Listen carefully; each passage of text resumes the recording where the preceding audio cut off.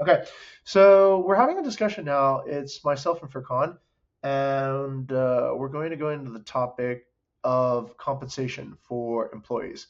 So let's see. There's a very good discussion right now, and it's related to how we're going to set up the comp for our VP of marketing. Okay, now a VP of marketing is a pretty significant role, and it has a lot of let's say purpose behind it. Okay, an impact behind it. So here's what we do not want to do, okay?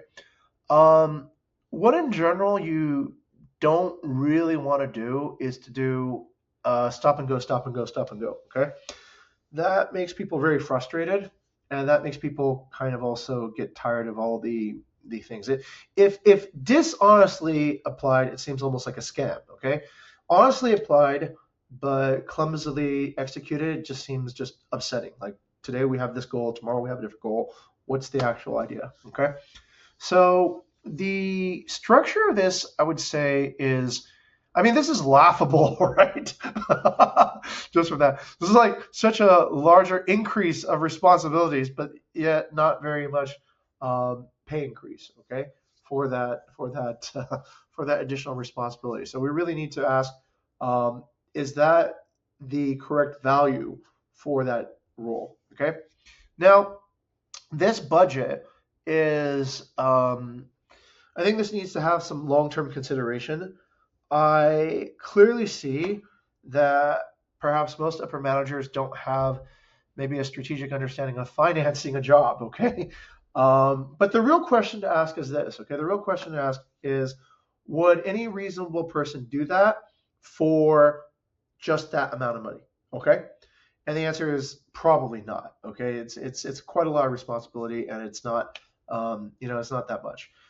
The better question is this. Okay, if you really want to negotiate and give it to somebody who's a shareholder, I would say this. Okay, the first dimension is to ask yourself, what type of work is it to actually do this? Is this short-term work, can be fixed by just doing a few things and adding a few routines, or is it more responsibility that's always going to be there and most likely to involve investment, right?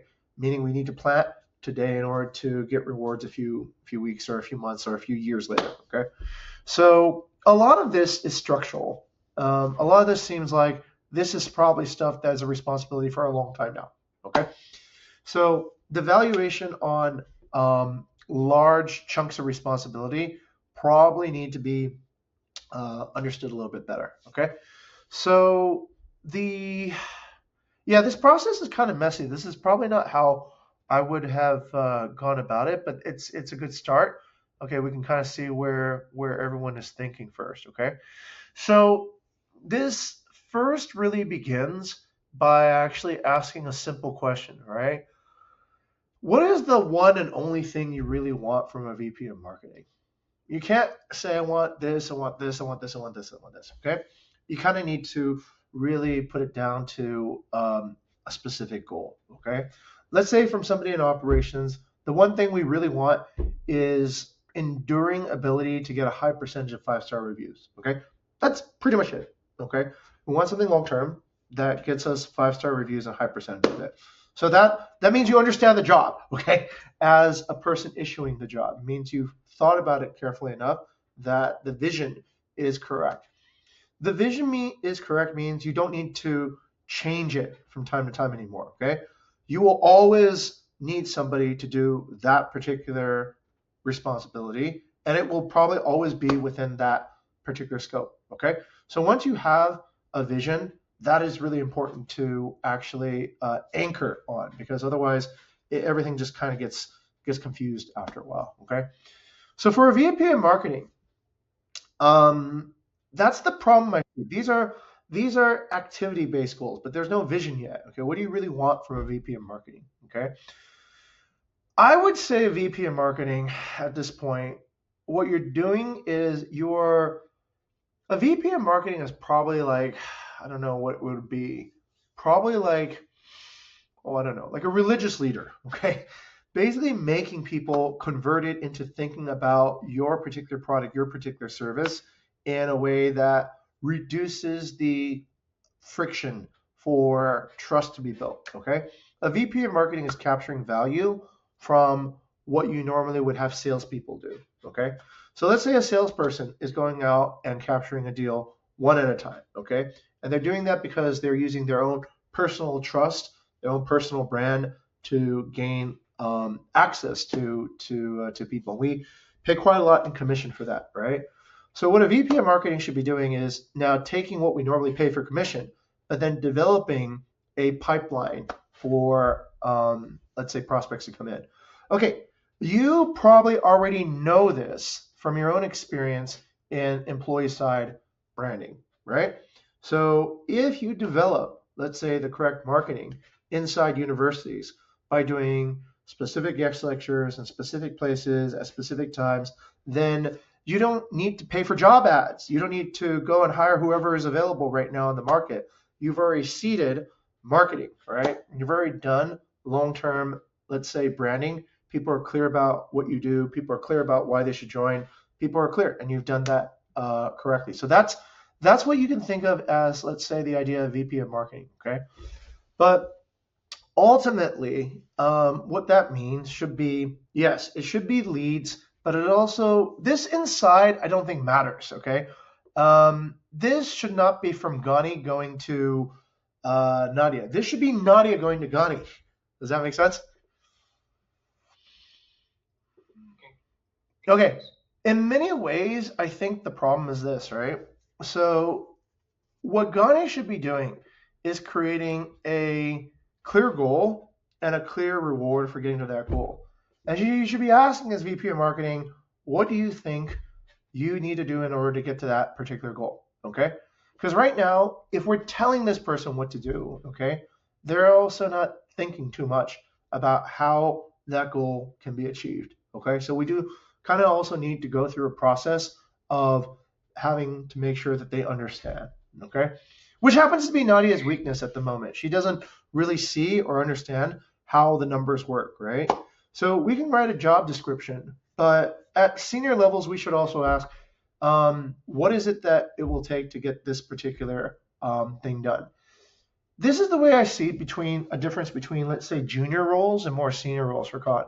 Junior roles, it should be, we know the role well enough such that the person who is doing it, we can just direct them what to do. They just need to be supervised and they follow the knowledge, and that's fine, okay?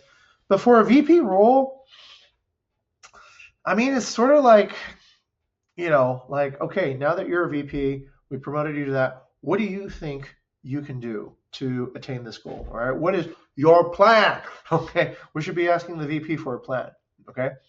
Now, if they don't have a plan or if they don't know a plan, then the person in charge of strategy should advise and get them to learn the plan, okay?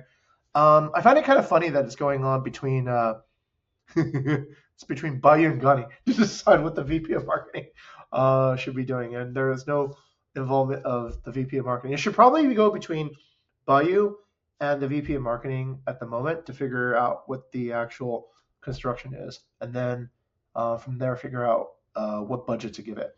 But okay, here's the thing. I probably will need more time to think about this because right now, today is my first draft, okay? I'm just letting you know. This is my first time really thinking about it in a deeper way, okay? But I can tell from the structure up here, there's a lot of things that are wrong, okay? Number one, the first thing that's probably wrong is I do not see how this is mapped to the entire system yet, okay?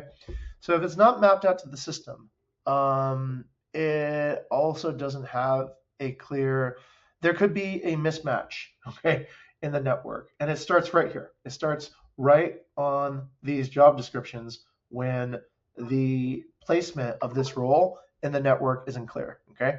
Second, this incentive is incomplete, okay? This incentive could be a month-to-month or it could be whatever, but if it's total and that's it, it doesn't seem very enticing, okay, for anybody to pick that up, all right? And the third thing is, does this require an RMAP to actually manage, okay? That's a good question, okay? Is this a long-term thing that somebody really needs to build and generate, let's say, some stuff from? are different. Because remember, this whole BBR thing is a new company, in fact, right?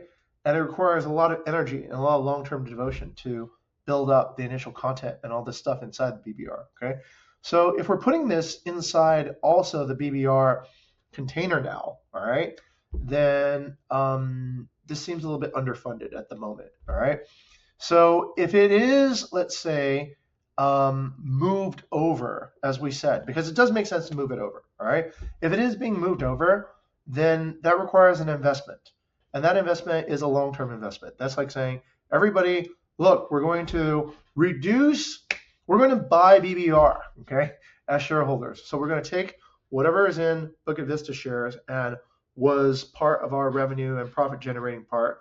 We're going to use that to buy BBR. And what we expect to get out of that is efficiency, okay? We expect that those shares will multiply faster because it's under a more efficient management and more whatever.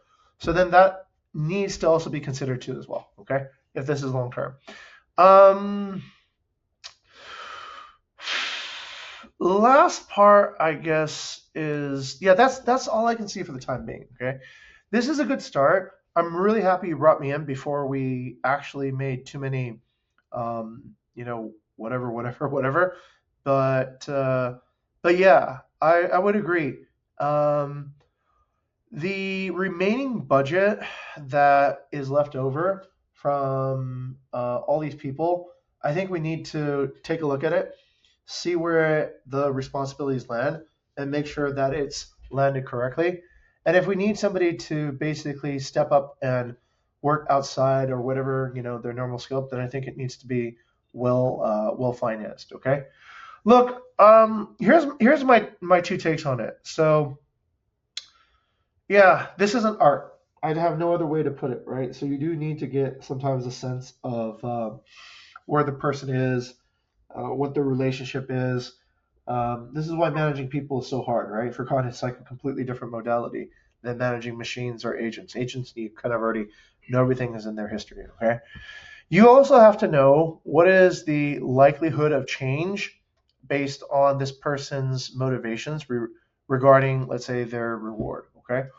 Now, this is also troublesome in Indonesia because people don't usually just say, that's not enough or whatever. So then you're always like, we don't know, right? So the response to somebody who doesn't feel like it's enough is, I quit. And so, it's always kind of like bizarre, right? How do you know if you've bid correctly, right? So I generally would say you kind of also, this is the hard part, you need to know what the value of the work is. And that's the hard part, okay? You kind of need to know what is the value of that work. And it's sort of like revenue management too. If you price too much, well, it's the reverse, right? But, kind of like the same idea. If you price too much, you get no sale, empty nights, right? If you price too little, whatever, okay? So generally speaking, I would say if it's more of a highly trusted person, okay, guess what? If they're a shareholder, you can't really pay them too much anyway. Because any money that they wasted, it's coming out of their own profits too as well, right? Does that make sense? If we've put this much money as shareholders into your salary, but you haven't done your job very well, right? Then when it comes time to pay out profits, we say, you just made a lot of mistakes and it cost us quite a bit of time to get that right. So let's claw that back, okay? So when you're paying shareholders, fortunately, Kron, you can overpay, but you need to remember, okay? You need to remember if, let's say, the person did their job. Because if they didn't do their job, then let's say, well, okay, well, then I think that shareholder should pay for their own experience, okay? And not for everybody else to have to do this, okay? Or whatever we figure is fair. Okay, does that make sense now? Now, so with non-shareholders, whatever you pay extra is, okay, that's whatever, that's some cost, okay? That's kind of whatever it is. But the idea is that, let's say, that I think is the balance point. That's my opinion right now, okay? So the work, I'm expecting this, okay? I'm expecting everybody's base to go up quite a bit because anybody here is essentially getting prepared to take on more responsibilities with the AIs helping. Okay, so each person should think of their AIs as their very close companions that's absorbing a lot of the responsibility for their scope, right? Like, hey, think about it this way. How many people would it take to run Book of Vista if you didn't have the AIs?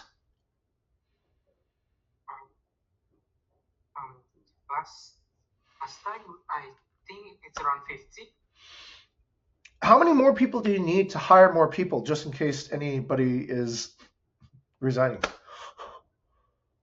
Probably a good 3 or 4, right? Just to cover the, whatever exit cases, okay? So in many ways, we're not asking people to actually, supervise too much or too much. So in many ways, the way I see it also is if we're going to believe then in the future there's going to be a few number of people covering a lot of work, okay, then the people who are taking the responsibility of making sure these things are stable, they should also see their bases go up over time too as well, okay. Now, there's always uncertainty, okay, given there's always uncertainty in whether or not the person can actually step up and do the job, all right. So we're trying to help with that uncertainty by doing this, by trying to at least record the knowledge so that essentially what we're doing is we can always roll back to a understanding of how that job should be done from the last time we were successful getting that job placed, okay? So this is very similar to the way that software is written. Software is not written such that it collapses and it's all gone, right? It's written progressively. Somebody progresses, they put a milestone here, and then the fallback goes back to the last milestone in case things get bad, okay?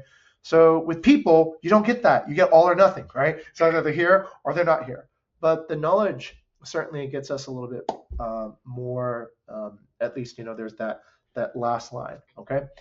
Here's the reason for con. Knowing the actual job and how it should be done is really hard. It's not simple.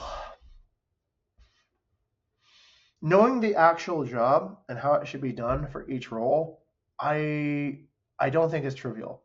And the reason it's not trivial is because you're like you see it, when somebody is gone, you start discovering, oh, there's all these other things that they were doing that we never knew about, right? And it was kind of the unmarked, undiscovered part of their job, okay? And yet that was there. So there is always going to be that part, okay, that we can't see, but they're doing. But there's also, a lot of disappointment in, well, why can't they actually do this too, which is where we need them to perform, okay? The ability to strategically move the responsibilities around to where it can be balanced, okay, is ultimately a research job. You kind of like actually really need to know that job quite well in order to understand. You need to know the job better sometimes than the person doing it. You don't need to actually do the job better, but you should know what to expect of the job, okay? So ultimately, this is our first discussion on how to build a VP of marketing job. Okay, but all jobs, like Thea, like anything, are always built the same way. The person who is administering the job, the person who is offering the job, needs to have a clear idea of what the goal should be. And currently, I don't see this as actually the real goal. Okay, I see this as kind of like, I see this as actually bad goals, to be honest, because some of these goals are 60 leads per month, then just gets you low quality leads, right? Okay, a bunch of garbage here, right? So if you're giving a VP of marketing, maybe the leads per month is not the best way to think about it, right?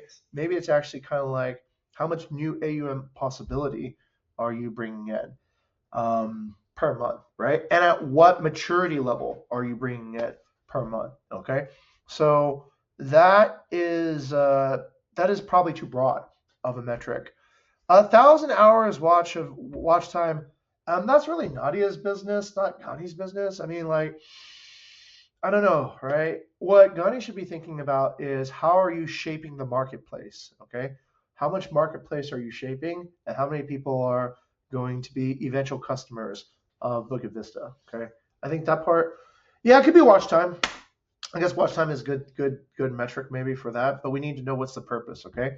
Because once again, the plan. Oh, these are all activities.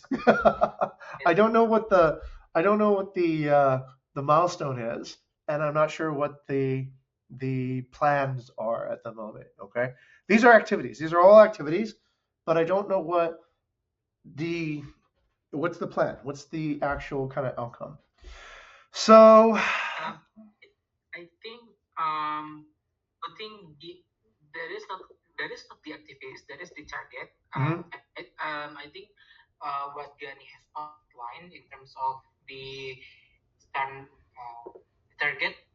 Well, Gani's intention is correct, but I mhm, think the target to be refined. mhm. For instance, there is a saying expected to deliver 60 leads per month. The intention is correct to make Okay. sure that Nadia thinks how to get the 60 leads per month. It's just like it needs to be refined what kind of leads that we would like to proceed. Right. That's a bit of a refinement. So I think Gani's intention on that is actually already correct Okay. to provide it, just provide the target to let Nadia think on how the plan, the Okay. actions that needs to Correct. be. So what Gani needs to do is just to refine the target to be more effective. Correct. Like Correct. Correct. So this is where this is probably also where we need to have less transparency, not more transparency sometimes. Okay. So I've come to appreciate why there's less transparency in certain cases. I'll give you an example of what I mean. So let's say, for example, you're putting somebody to do a job, but you're not sure that they can do it, right? And so then you let them know that you might be willing to change the target if they don't reach the goal. That's a bad idea, right? That's being transparent, but that's a bad idea because now there's a failure to commit, okay? And then there won't be, let's say, maximum output. But we have this problem a lot. We have people who are motivated but unable to envision the solution, okay? Now, when we reach upon that as a blocking point for Con, I think ultimately it's up to the strategist to say, hey, look, I can see this person's honestly trying to do what they're trying to do. Okay, they clearly cannot get it done. Okay, so this person basically is not capable of doing this. So we need a plan such that they can execute it and get us to the goal. Okay, so that requires a bit of imagination. That requires a bit of creativity. But that I think cannot also be unveiled at the time that you set these goals too as well. All right. So that's why it's important to have milestones, right? The milestones don't change, okay, but the plans can. Okay. I just need a little bit more time to think about this and follow through with this. But yeah, it's ultimately. I kind of also need to see Bayou's pathway on it as well. Bayou. Okay, let's take a look at what you asked. Oh, you look like you have other things that are urgent right now. I can keep on just kind of generating ideas on my own if that's necessary. But I think this is yeah. There's a little bit of overlap here. Um, this I guess is where the okay. This is probably something you can do. Okay. Whichever leader is responsible for lifting their part needs to be identified, and whichever leader did not lift their part needs to also be identified, right? For team success. Does that make sense? mhm. Sort of like you need the left side of your boat and the right side of your boat to all row together, okay? because if they don't all row together, your boat starts turning this way or that way, and that's not good. Okay, so you kind of need to say, all right, look, the left side is pulling really hard, so the right side needs to pull hard too as well, so that we achieve balance. Okay, that cannot be managed any other way. Um, there's no 66%, okay? There's only one goal for the group, and there's people who are part of the solution and people who are not part of the solution, okay? That's it. So that's the only way I would put it, okay? So it's not like there's partial achievement because you do need everybody to work together to achieve the goal, okay? So there is no partial credit for that side done because when you do that, guess what happens? You now have tribalization. I'll just take care of my part, and that part is their business, right? So no, it's our business to get this both right, okay? And it is unfair to the people who are doing things correctly when the people who keep on failing pull them down, okay? And that part generally you kind of need to use a little bit of recognition in the negative sense to get that right, okay? There's no way you can, yeah. Imagine this. Imagine you have a crew, right? And your two rowers on the right are really strong and your two rowers on the left are really weak. So what does your boat do? It keeps on turning to the right, right? And you can't win the race that way. You need the boat to go straight. So they both need to have equal power at least, okay? And get the thing going. Um, if you've ever watched Crew, this is why Crew people are so competitive, right? Because any weak person fucks up the entire group, right? So it's like if you're weak, then your side of the boat is not balanced, right? And that's why you lose, right? So everyone is super motivated within their own team to not let that happen. So that's generally kind of like why the boat racing thing is kind of has really strong culture to win, right? Because everybody on the boat all understands that they need to all power at the same power. Okay. Yeah. So you should not think of it as 67%. You should probably think of it as like they both win. But clearly, if he has the majority of the responsibility, he should get larger base pay. Okay, and larger bonus too as well. But that only is released if they both win. You see? Does that make sense? Yeah, yeah. Specific into the office placement, this is where I think. I mean, when we would like to put what is it called responsibilities up to him, it's just I think not making sense in a way that. Probably doesn't make sense. I agree. It probably doesn't make sense because Hafiz does not actually. It's mostly accuracy, right? It's mostly accuracy and Yes. yeah. So like what I would expect like from VP of marketing or later on be passed down into the OTM marketing manager that we accurately represent what we offer to the guest. Correct. And it's probably accuracy and recovery. Those are probably the two things, right? Not failure. So accuracy is you get it right the first time. Recovery is even if you get it wrong, it's remediated immediately. Okay, that's pretty much the two dimensions you need. Okay. Yeah. That's what always tested. Right. Okay. Good. But then to be reminded again. Okay. So that's why it's not a good idea for him to shoot. Okay. Because if he's shooting and doing photography,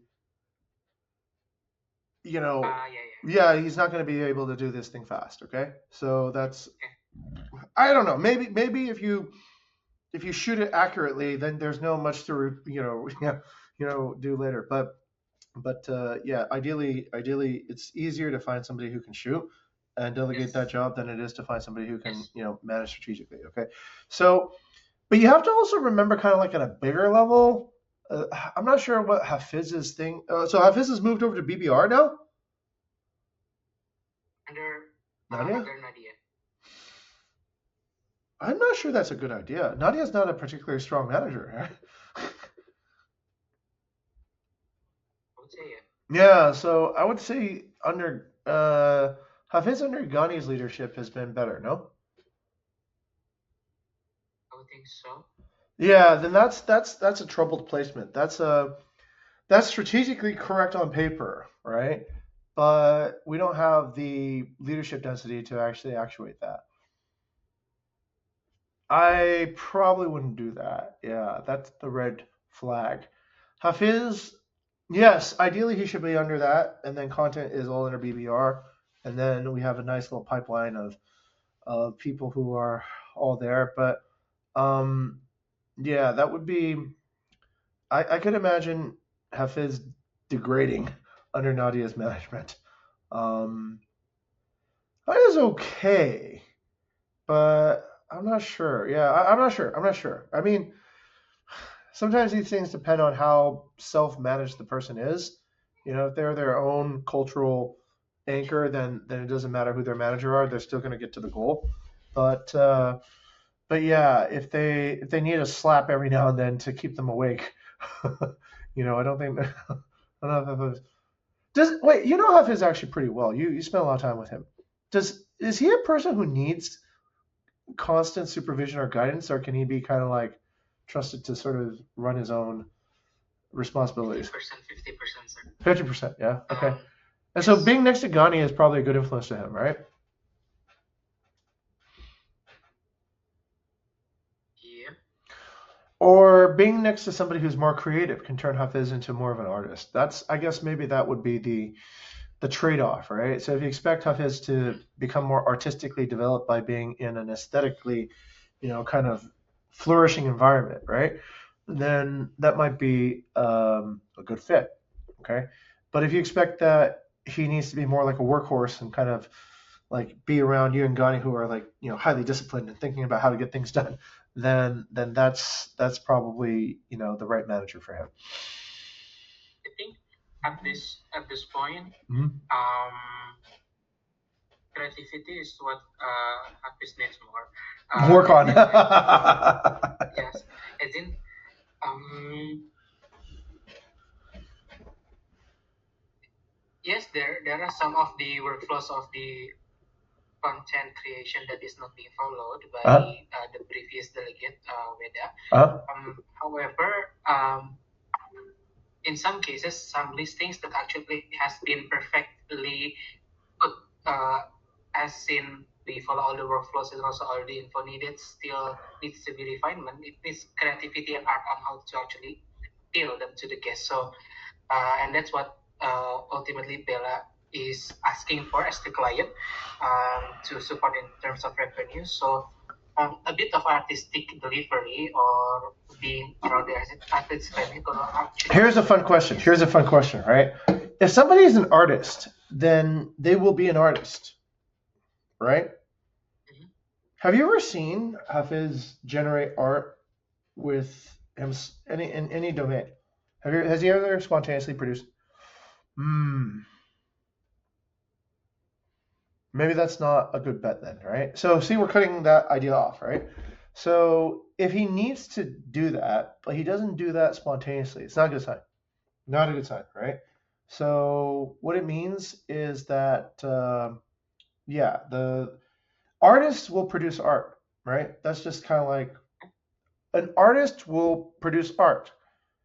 Like Yes. like Bayou, even if he's not told to do anything, he'll take photos, make little like whatever. It's just kind of like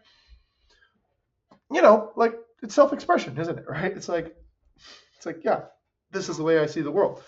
Um, like I'll make videos without anybody asking me to make videos, right? Like kind of just it just occurred to me that would be the right thing to do. So if you're expecting, let's say, Hafiz to be creative, it's a good question to see if he's had a history of being creative. Okay, um, and if it's not there, I'd say you're probably better off with Lutfi making more creative content than with Hafiz. That would be a better bet. But for some reason, Lutfi hesitates. Okay, he has the capability, has the skill, but he hesitates. I'm not sure what that's about. Um, but maybe he can hesitate less, and then it will emerge from his psyche. Um, yeah. So yeah, Hafiz probably motivated, but maybe not the talent. Lutfi probably has the talent, not motivated. If I were Bella, I would give Lutfi control over some of the creative direction and give him the ability to change In creative. terms of in terms of the what is it called, marketing, creative in marketing, especially in listing appeal, I do not see Lutfi has that artistic capability yet. The creativity is not. Look at his videos, right? Look at what he generates like on YouTube. Yeah. I know, but I've had a discussion a lot with, especially during the 3S meeting. Yeah. I've seen some of his suggestion, and I don't think it's I don't amaze with his suggestion. Okay, so here's the thing. There's two ways about it. There's people who are clumsy but will get better, and there are people who don't want to get better. Does that make sense? So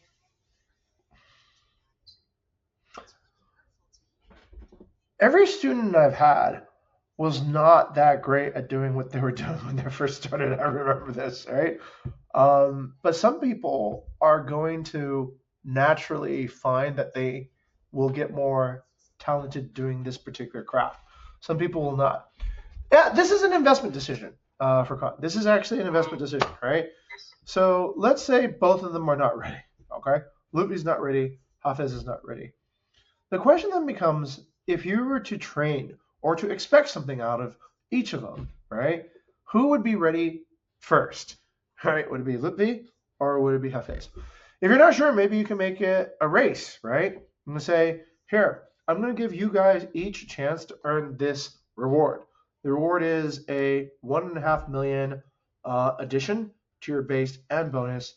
You have 15 days to submit ideas for how that can actually happen. Okay, and I'll give a 2 to 3 million I'll give a 2 to 3 million reward to the winner. Okay, ask them if they would like to work on it, and then guess what? You can see who's the better one, right? There'll be somebody who probably doesn't move, and there'll be someone who does move. Hey, this is already getting to be a better conversation. This is a gem. So setting a bake sale is a good way to identify who can actually do the job before you actually assign the job to them. So you're not like, oh, you can't do it, right? You've already had, at very least, a competition, at very least, a understanding of who's, you offer person A and you offer person B an opportunity, and you say, okay, Hafiz, Lutfi, I'd like you both to participate in a contest. You're both up for it, right? What do we got to do? Okay, you got to win 3 million rupees in 20 days. Can you do that? What do I got to do? Okay, here's what you got to do. You just got to be better than the other person at improving content. Whatever job it is. Okay, so that's a three-way benefit. They learn what the job is, both of them. You also learn what the job is. And also you see, does it have any impact before you go ahead? Now, a few things can happen, okay? Under very few circumstances will both of them win, okay? We can probably, we'll say that that's the least likely circumstance, okay? But let's say one is better than the other, and then you'll know, okay? Let's say one is, let's say they're both not good at it, okay? Let's say the job is stupid. You'll know much faster than after, doing it for whatever amount of time. And if both of them are interested, then you know that both of them can be motivated with these incentives. Okay. Generally speaking, also, I think it's always better. Look, we can be a little bit more on the generous side now, right? If you're not sure, you can offer a one-time bonus. Okay, offer a one-time bonus to see, and that part can be big. Okay, because a one-time bonus for con is actually cheap. Okay, a one-time bonus of 3 million is actually cheap.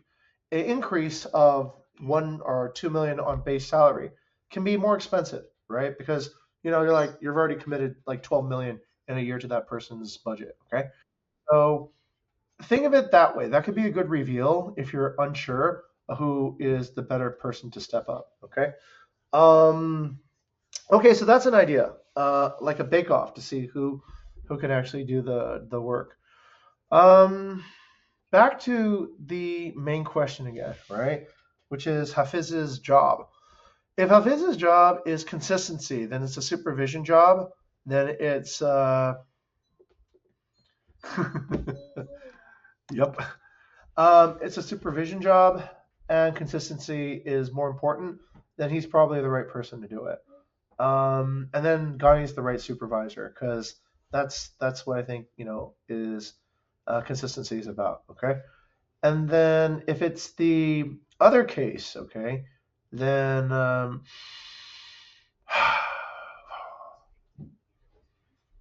yeah, now then you kind of will see.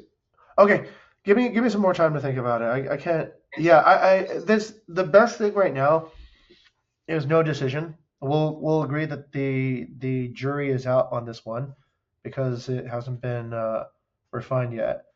But what's also a bit sad is that Bayou can't see or understand how to strategically layer incentives. Um, that part is certain, okay?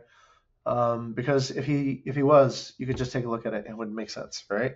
So at this point, we probably have nobody that knows how to layer incentives to facilitate a correct job design. Okay, so if I'm not mistaken, I think most of the incentive planning was done by me for everyone. Mm,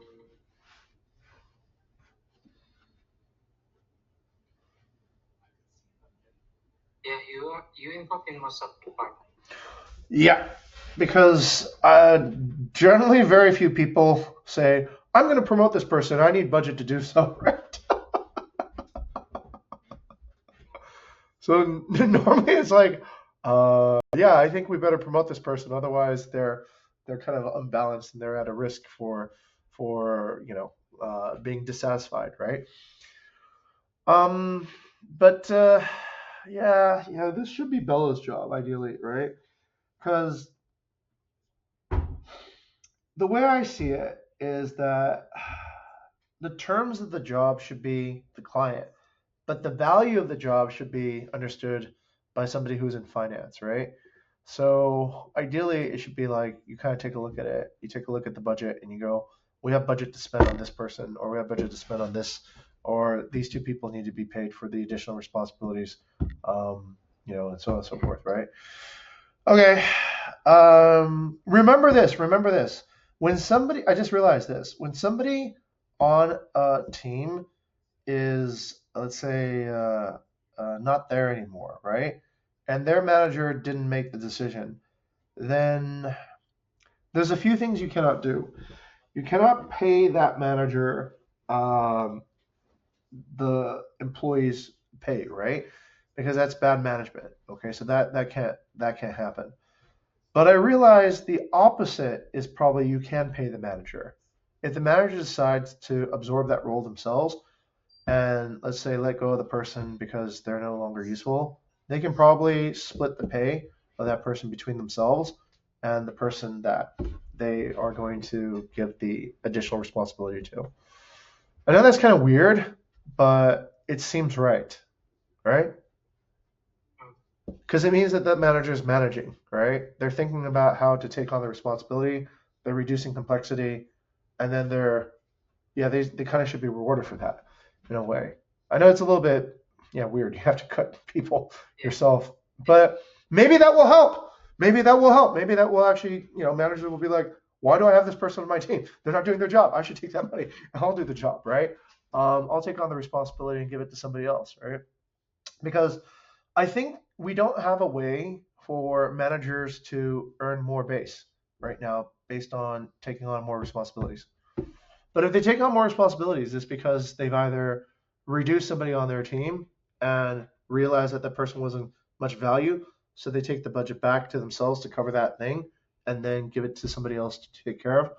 Or yeah, actually, you know what, Furkan, I realized if we had that policy, then would the people in operations have made the decision to let go of their supervisors earlier who weren't doing anything?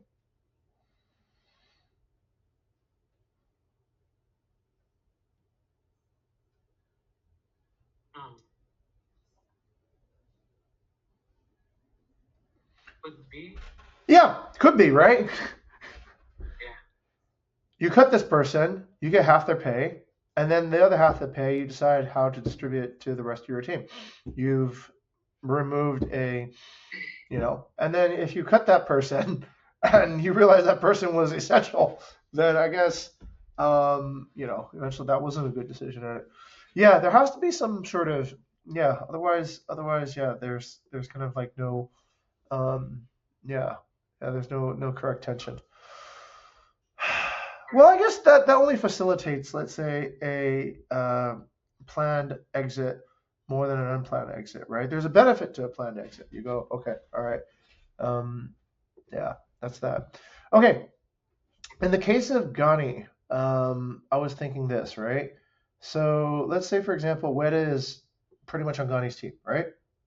One leg of it, or Weta's on whose team? Pardon? Weta is on whose team? Whose team is Weta's on? Oh, at the moment, Yeah. under Ganis. Okay, so Gunny can't get any benefit from that, right? Because that would just basically incentivize him to lose people and not know what's going on. So he can't get any benefit from it.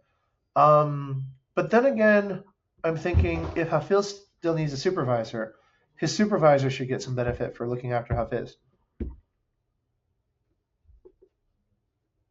That's also correct. Yes, that has to be correct. Okay. But yeah. Oh, I was wondering as well. If we also take we assume that Yan is strong in what is it called, being disciplined and also delivering high supervision to the team. I believe there are some sort of like missing workflows that Weda actually also did. Right. Under Ganis. Then Gunny can't get that. Yeah. Okay, then we need to. Okay, let's think about it from that way. Maybe that's the easiest way, right? Let's just fix the branch. This one was escalated by Gray during one of the strategic meetings. Okay, understood. Yeah, that's fine. Okay, so does Weda have a supervisor? Does Weda have the supervisor? Yeah. Who's Weda's supervisor? Not Gunny, right? Weda do not have supervisor. Weda has the client. Gray is the client of Weda. Okay. And well, if you would like, Weda has the direct UM, which is Gunny. Oh, okay. Okay, so Gunny writes on Weda's journal. Gray is writing on Weda's journal, and the approval of the compensation is through Gunny. From Gunny. Okay, got it. Okay. That's why. Yeah, that's right. From the client perspective. Okay, got it. Okay, so then Gunny should not get any benefit for. Okay, yeah, this is tough. Okay. Yeah, Gunny can't get any benefit. Moves over to Nadia. Nadia then gets the benefit to manage. Then, okay. All right, maybe this is what we need to do. I think Bayou told me this too as well. Maybe what needs to happen is Ghani loses then Hafiz and to Nadia? Because then Nadia is managing Hafiz then, right? So that's movement and management from Ghani to. Well, that's kind of strange. Ghani is not managing Hafiz at the moment. I'm currently managing Hafiz, as in like. Oh, you're managing Hafiz. Position was in, Hafiz's position was in the performance manager, which falls into operations team with me and Greg. Okay, then I guess that's good news for you, right? So whoever is Hafiz's, if the work flows onto Hafiz, okay, Hafiz's manager also gets supervisory bonus. Does that make sense? Mm-hmm. Okay, so that makes sense. Okay, so basically, okay, let me think. What is God? Okay, let's. This should actually come from Bayou, but here. I think this is what you should do. This is the next level. Okay, I'm trying to think one level up now instead of one level down. Oh gosh, strategic. Okay, pins. Look for the. Oh my God. I'm looking at the map now. Okay.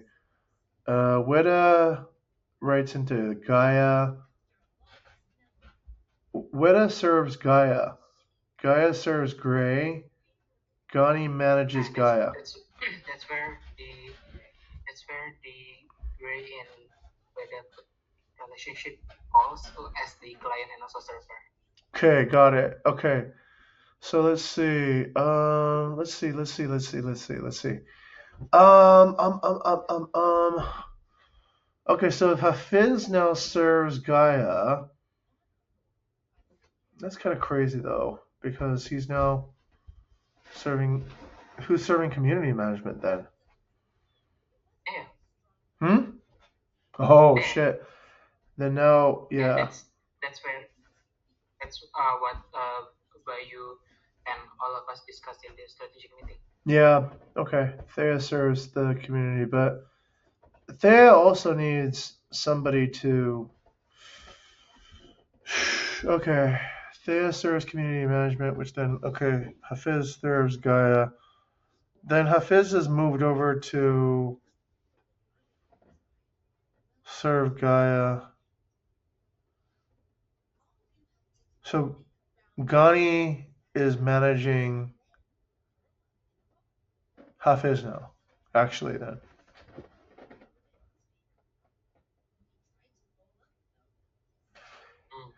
Ghani manages Gaia's performance, right?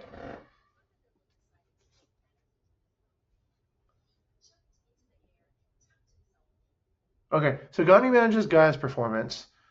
Gani is not managing Gaia's performance. Gaia is part of operations team, which means me and Gray actually. You're the clients. You're the clients, but yeah. Okay. Yeah, we set expectation to Gaia, and then the developer, the HR, and also the engineer works together to make Okay, that's good. That's fine. That's fine. So Gaia's actual manager is Gunny. Now Weta serves Gaia. Gaia's HR manager is Gunny. Okay, guys. Okay, got it. Yeah. And then so then Weta it was serving. Me and Gray are the Gaia's manager as an employee. Right. But the HR, which the engineering and also the AM or Gaia managed by Gani. Okay, got it. Gaia probably hasn't been fired enough times. That's the other problem. Yeah, I think if Gaia has been fired more often, then Gaia would be Gaia 2, Gaia 3, Gaia 4, right? And that would be also kind of like clear. Okay, so then basically Gaia would get fired because Weta wasn't doing his job, right? Because Weta is Gaia's trainer, right? And then we would find eventually that Weta was the problem and not Gaia. Okay, so then, so yeah, that's probably how you would, yeah, Gaia would get fired, and then somehow Weta would have to then bring on a new person, and then we find out that okay, yeah, that's where the lossiness was. Okay, so let's say Hafiz is doing it correctly now. So then Ghani's recruiter is Hafiz, basically. And Gaia is okay. So then that's kind of like the way. Yeah, that's probably it. If you associate like Gaia as a multi-headed beast, and each head gets spawned with each new person. Okay, so when Gaia has a problem, you complain to Gani, and Gani gets Hafiz to fix it, basically, right? So that means Gani. When Gaia has problem, Gray is actually complaining to either yourself or Veda, depending on which issue it lies. I see. Okay, so they're already tighter. Okay, it's a smaller set. Okay. All right. So let's say then, if you put Nadia in charge of it, then Nadia is the Gaia supervisor, right? Partly yes, Yeah. not in Gaia supervisor, but in Gaia trainer. Yeah. Okay. That's also kind of weird. Um, see, I told you this is hard. Um, actually, it's meant to be hard. I realize it's hard to get a perfect fit everywhere. So sometimes you can only get okay. So there is a pretty good fit and skill. There's a chapter fit, right? Mostly there's a chapter fit because if we want Nadia to be Nadia, Jason, Hafiz, they all and Kanza, they're all actually same skill set, which is journalists. So that's actually a pretty good locus there, right? But they're on kind of different missions, which is also, um, yeah, that's a bit confusing. different missions means that different missions means that you are diluting mission focus and you're increasing efficiency for task, which is means they need stronger supervisors to load balance them, and they are less responsible for whether or not the mission is accomplished, which means that they need more supervision. Which means that Nadia is going to have a hard time doing that because she has to share that resource with somebody who is got priorities on Gaia, which is going to be not such a good idea. Okay, that's why Nadia is not a good. That's probably why it's not a good idea to make Nadia. Okay, so if Nadia's oh god, okay, all right, I'm running out of steam right now for con, so I can't. But currently, this I'll just put it this way. I don't think Bayou had thought it out correctly yet. It doesn't seem clean. It seems actually not even clean according to his own diagram. So that part needs to be cleaned.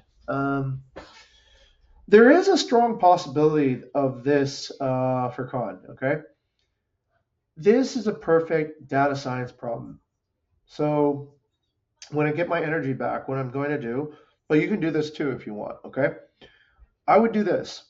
I would take each person's journals, create files for them. Okay, you can ask Vidi how to create like a little file compending everyone's journals together, right? It's basically an export from Coda, and then you take the job flow diagram, and then you take their LinkedIn. Okay, so you have three pieces. The LinkedIn tells their job history. The employee journal tells the relationship stats they have here, and then you take the flow diagram. Okay, and you ask, does it make sense to change the flow diagram to this? Okay. And it will probably see and be able to recommend and see loopholes that you can't see right now. Okay. It'll probably see that, well, based on all the comments given to this person about this, clearly they probably don't know how to manage this person, right? Who has weaknesses on that. That's what I've been discovering by using the AI method. Okay. What you're able to do is oftentimes we do this, and this is our weakness. And this happens with everybody. So we have a problem, and we want to solve that problem right now with the resource we have, right? But we forget because we want to solve this problem right now. We forget that we're not using the right ingredients or even the right people to get it done. So we keep on calling a panda a grizzly bear or a polar bear, right? They're not. They're actually a panda, right? But it's like you need to be a polar bear. Now sometimes the panda can become a polar bear. Okay, sometimes we do see that transformation happen in the direction. Okay, but sometimes we're asking the panda to be a dolphin or some other ridiculous thing, right? And then that's clearly like just that's clearly, what do you call it? Uh, Illogical thinking. That is absolutely Bayou's blind spot. Okay, if Bayou has a really big blind spot, it's putting the wrong person into the job. Okay. Um, if Bayou has a strong spot, it's imagining how the job should fit in the overall ecosystem. Okay. But in my opinion, that part is actually pretty easy. That part of imagining the job, if it could be done ideally in the ecosystem, is easy. That's like saying, oh yeah, all I need to do to take over China is just to like, you know, nuke all the cities and then it's done. Oh, okay, let's see what happens if you do that, right? It probably won't unveil as quite, as quite the way you had imagined it. So that's where I see. Okay, all right, I'm done talking. The smart thing to do now is give me some time to referee it. I do see that this is um, you know perhaps imbalanced. And in the meantime, yeah, I want Nadia to step up too. Um, yeah, but the problem with yeah, the problem is that we haven't given Nadia a stage yet. You know, Yeah. there's no delegation of aesthetic goals at the moment. So I don't know if Nadia at this point um, can operate fully independently on, let's say, what do you call it? Okay, that's pretty much